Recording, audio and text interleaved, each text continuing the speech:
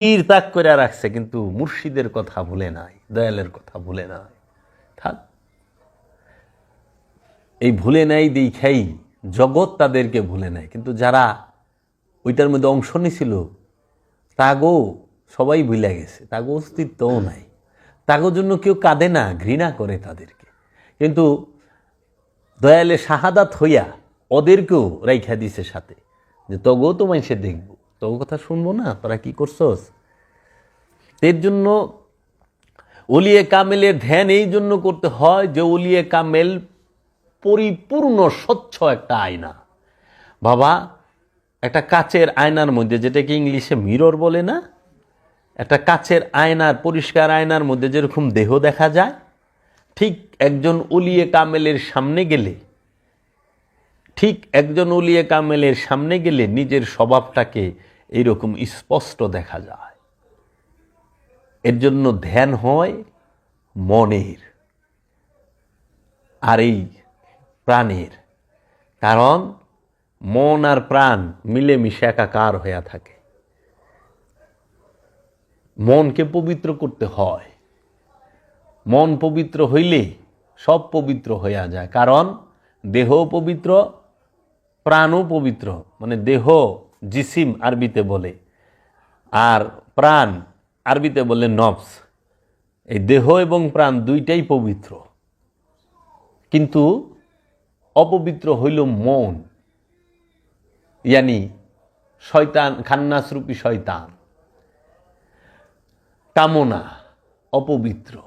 এইটাকে পবিত্র করতে হয়, এইটা পবিত্র হইলে সব পবিত্র হয়ে যায়। আর স্বভাব, এই স্বভাবটাই আরবিতে বলে দিন। এখন এই স্বভাবের মধ্যে সব লুকায়িত। লোভ, এটা থাকে মনে,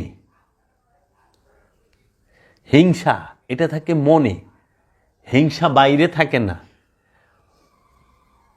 মহাকাশে হিংসা নাই, চন্দ্রের মধ্যে হিংসা নাই, সূর্যের মধ্যে হিংসা নাই। যদি সূর্যের মধ্যে হিংসা থাকতো তাহলে মুসলমানকে দেখে দেখে আলো দিত, হিন্দু গন্ধকারে রেখে দিত, খ্রিস্টানকে কাফের গন্ধকার। হিংসার মধ্যে নাই, সবাই আলো দেয়, কারণ হিংসা নাই তো। চন্দ্রের মধ্যে হিংসা নাই, গ্রহের মধ্যে হিংসা নাই, গাছের মধ্যে হিংসা নাই। যদি গাছের মধ্যে হিংসা হইতো, মৌলবী সব কাঁঠাল গাছ কাঁঠাল দিয়ে ভরে দিত, আর হিন্দু যারা আছে এক বাড়িতে কাঁঠাল ধরতই না, পণ্ডিতের বাড়িতে কাঁঠালই ধরতো না, নাকি ভাই?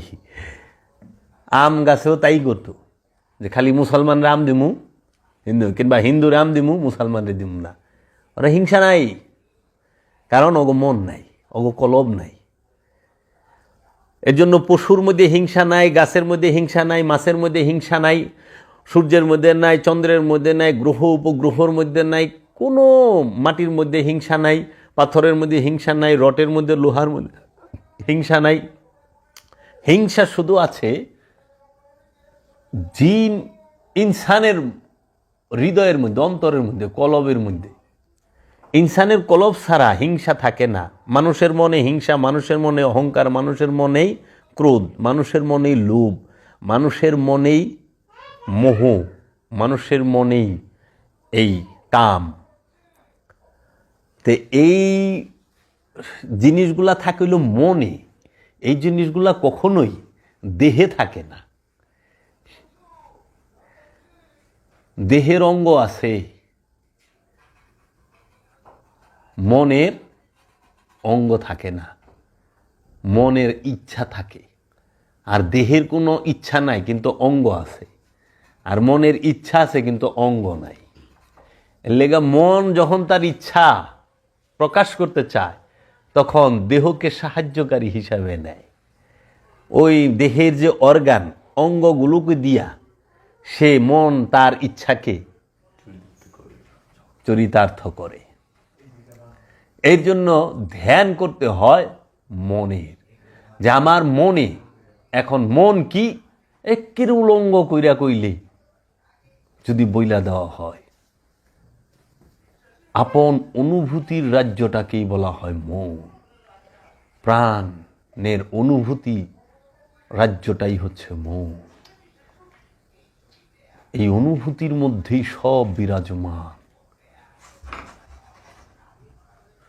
অহংকার কোথায় থাকে বাবা? অহংকার চামড়ায় থাকে না। সৌন্দর্য কোথায়? চামড়ায় না বাবা, সৌন্দর্য হলো দৃষ্টিতে। খারাপ হলো দৃষ্টিতে, চোখে না, দৃষ্টি। আমি আপনাদের 2 চোখ দিয়ে দেখতাছি, ইনিও 2 চোখ দিয়ে দেখতাছে, ও 2 চোখ দিয়ে দেখতাছে, কিন্তু 3 জনের দেখা 3 রকম। তো চোখের কোনো প্রবলেম না, দেখার প্রবলেম। কোন দৃষ্টি দিয়ে দেখতাছেন? এর জন্য একজন রূপসী যদি একজন ছেলের সামনে থাকে, একজন অলির সামনে থাকে, ওই ছেলে যে দৃষ্টিতে রূপসীরে দেখে, অলি ওই দৃষ্টিতে রূপসীরে দেখে না। আর অলি যে দৃষ্টিতে দেখে, ওই দৃষ্টিতে ওই ছেলেটাই দেখে না। হ্যাঁ বাবা, তো কাজেই এই অনুভূতির রাজ্যে বিচরণ করেন, দেখবেন আপনার মতো শান্তি তে কেউ জগতে নাই। কারণ জ্বালা, যন্ত্রণা, দুঃখ, হতাশা, লোভ, অহংকার সব অনুভূতির সাথে জড়ায় রয়েছে।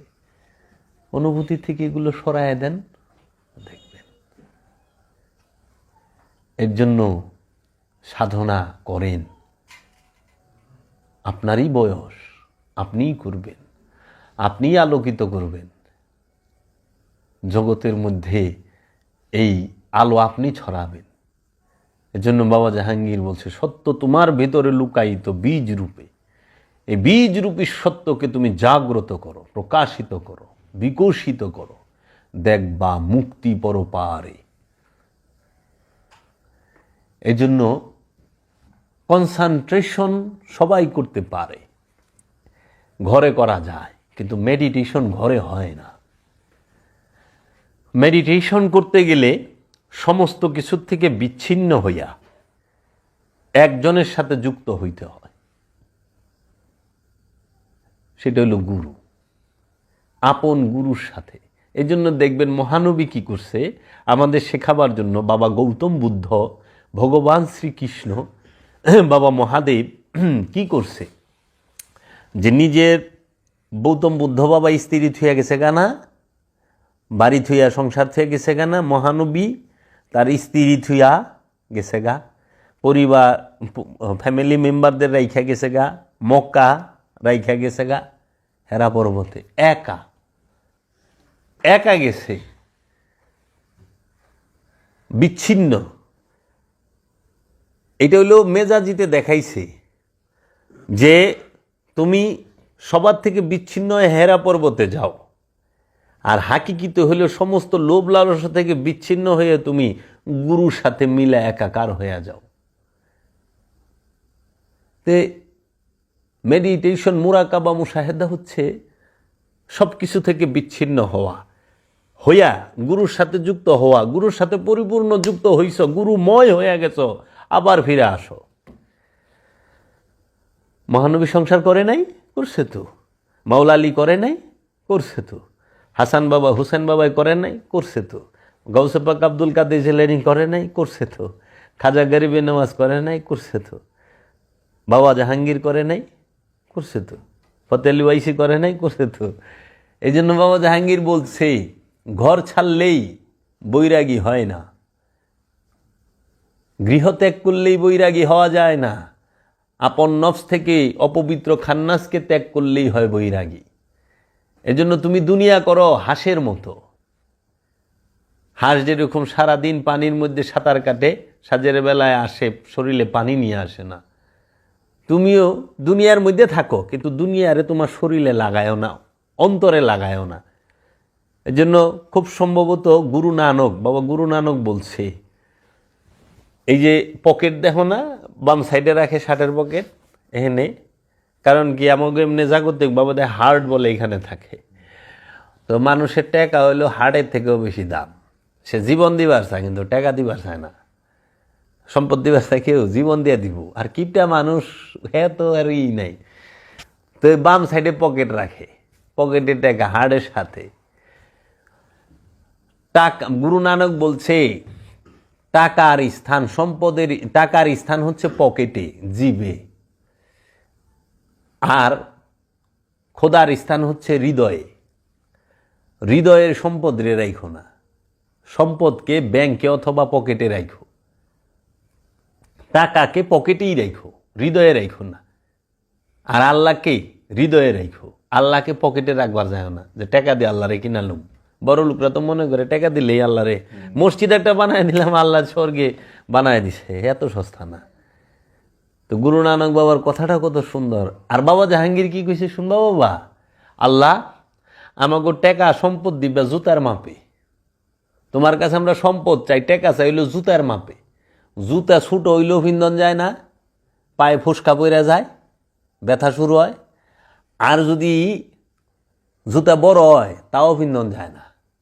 তার লেগে একেবারে সেম অ্যাকুরেট মাপ লাগবো, এই মাপে আমাকে সম্পদ দাও। বাবা জাহাঙ্গীরের দোয়া, এই দোয়া কে ধরবো বাবা কও? সবাই তো একটু বেশি চায়, আতি জেয়াদা, ইয়া রাব্বুল আলামিন আতি জেয়াদা, সবাই আল্লাহর কাছে একটু বেশি চায়। কিন্তু বাবা জাহাঙ্গীরগুলো, বাবা জাহাঙ্গীর দোয়া শুনবা, মানে বেদম বাবা ওই দোয়াটা কয়, আমি কই অনেক সময় বাবা আপনি মোনাজাত করে দেন, কাম মোনাজাত করুন, তাহলে আমি মোনাজাত করলে তুকু মোহনে মরণ দিয়ে দেও।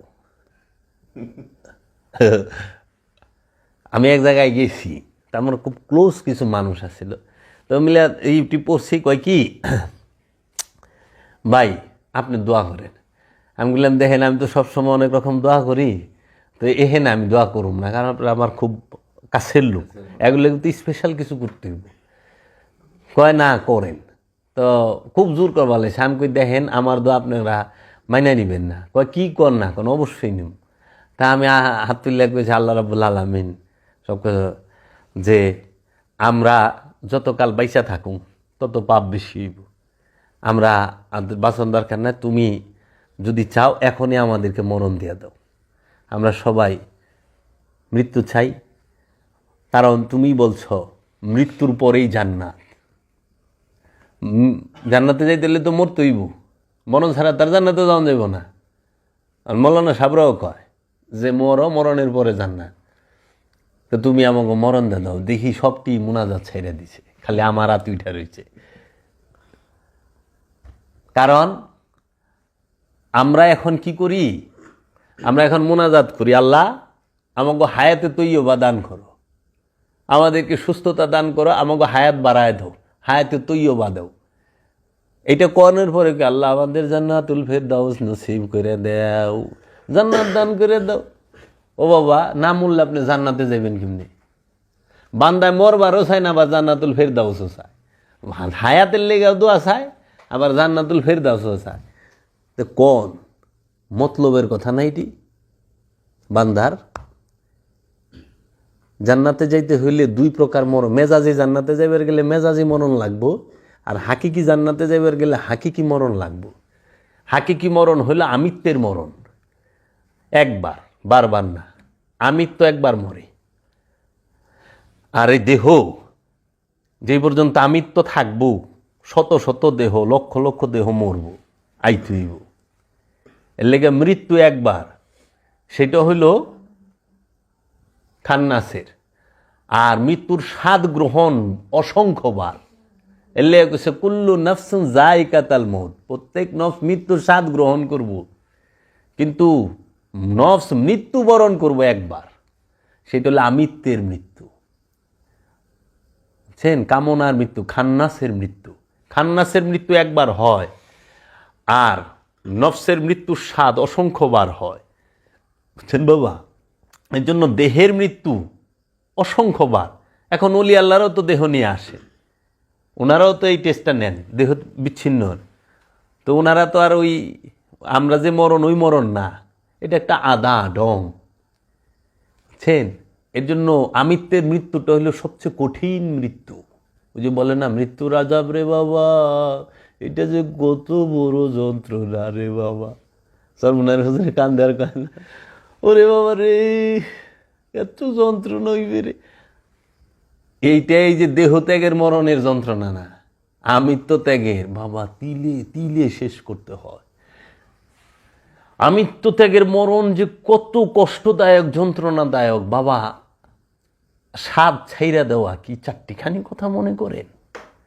ইচ্ছার গলায় ছুরি চালানো চারটিখানি মনে করেন? ইচ্ছার জিহ্বাগুলোকে কেটে ফেলা, সন্তানের গলায় ছুরি চালানো কি চারটিখানি মনে করেন? আরে মিয়া 1 লাখ টাকার গলায় ছুরি চালাইবার গেলে মিয়া জামাই বউ ঝগড়া লেগে যান, লাগে না? 1 লাখ টাকা দিয়ে কুরবানি দিবার গেলে বউ কয় না 50টা দিলে, জামাই কয় না 1 লাখ দিয়ে দিব। মানসি কি কয়? আমি নেতা মানুষ, কিলাখিলি লেগে যায়, ঠেলা ঠেলি লেগে যায়। আর ইব্রাহিম নবী সন্তান লয়ে গেছে, তাও শিশুকালে, ওই রকম জোয়ানো না, তাও বুড়া বয়সের পোলা, পোলার গলায় ছুরি চালানি। বাবা এত সস্তা? আমৃত্যের গলায় ছুরি চালানো। ইমাম হুসাইন আলাইহিস সালাতু ওয়াস সালাম দেখায় দিছে কিভাবে এই মৃত্যুর স্বাদ নিতে হয়। আমৃত্যের মৃত্যুর স্বাদ। ইজ্জত বাজারে লুটায় দাও, লুটায় দিছে না?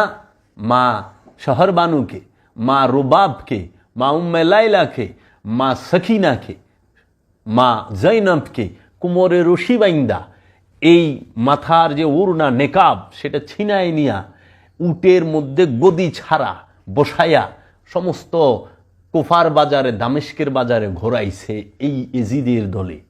এই নামাজ রোজা পড়নেওয়ালা রাখনেওয়ালা নামদারি মুসলমানে এজিদের 5 গোলামেরা সম্পদের জন্য, ক্ষমতার জন্য, উপঠুকনের জন্য, পুরস্কারের জন্য করছে।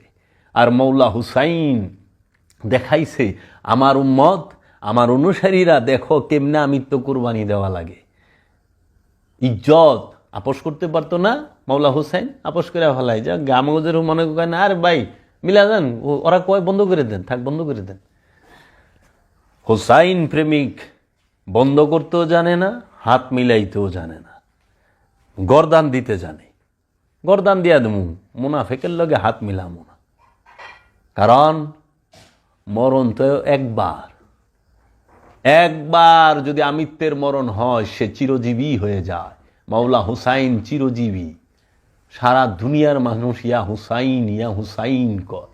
ইয়া হুসাইন মরল কবে? মাওলা হুসাইন কি মরছে রে? জিন্দা। ইসলাম জিন্দা হোতা হে হর কারবালা কি বাত। কারবালা নিজের ভেতরে না ঘটাইলে কখনো তোমার ভেতর ইসলাম জিন্দা হবে না, দিন জিন্দা হবে না, তুমি জিন্দা হবা না। তুমি যদি নিজেকে জিন্দা রাখতে চাও কারবালায় দাঁড়াইতে হবে, কারবালা ঘটাইতে হবে। এই কারবালা তোমার ভেতরে এবং বাহিরে 2 জায়গায় আছে। মাওলা হুসাইন দেখাই দিছে বাবা যে দেখো আমৃত্যের ত্যাগ কত কষ্ট, মৃত্যুর যাতনা, এটা আমাদেরকে বুঝাবার জন্য এই ঘটনা করা হয়েছে। যে জওয়ান ছেলেকে কুরবানি দেওয়া দেওয়া। ইসমাইল নবীরটা তো কুরবানি হয় নাই, আল্লাহর দরবারে কবুল হয়ে গেছে। গলা কাটে নাই তো ইসমাইল নবীরটা, ইব্রাহিম নবীর ছেলের গলা কাটছে? কাটে নাই তো।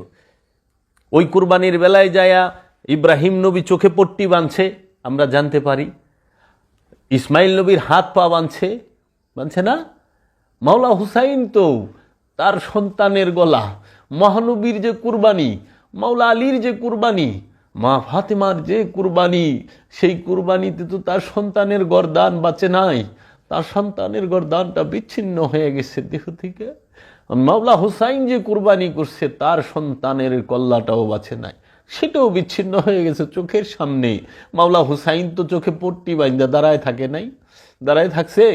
মাওলা হুসাইনকে চোখে পট্টি বাঁধা বসে বসে দেখছে, দাঁড়ায় দাঁড়ায় দেখছে না? চাক্ষুষ দেখতেছে, চাক্ষুষ দেখতেছে কিভাবে তার ভাইনা শাহাদাত বরণ করে, শাহাদাত বরণ করে, তার আশেক শাহাদাত বরণ করে, মমিন শাহাদাত বরণ করে, ইমাম শাহাদাত বরণ করে, আওলাদ শাহাদাত বরণ করে, আলে রসুল শাহাদাত বরণ করে, মহানবীর প্রেমিক শাহাদাত বরণ করে। সেই ইমামগণের শাহাদাত তো সে তাকায় তাকায় দেখতেছে। তাহলে এজন্য ইব্রাহিম নবীর সন্তান তার গলা কাটে না, এর জন্য আমরা আনন্দ করি, ঈদ উল আজহা করি, কোরবানির ঈদ করি, খুশি আনন্দ ও সুয়াইনা জব করো।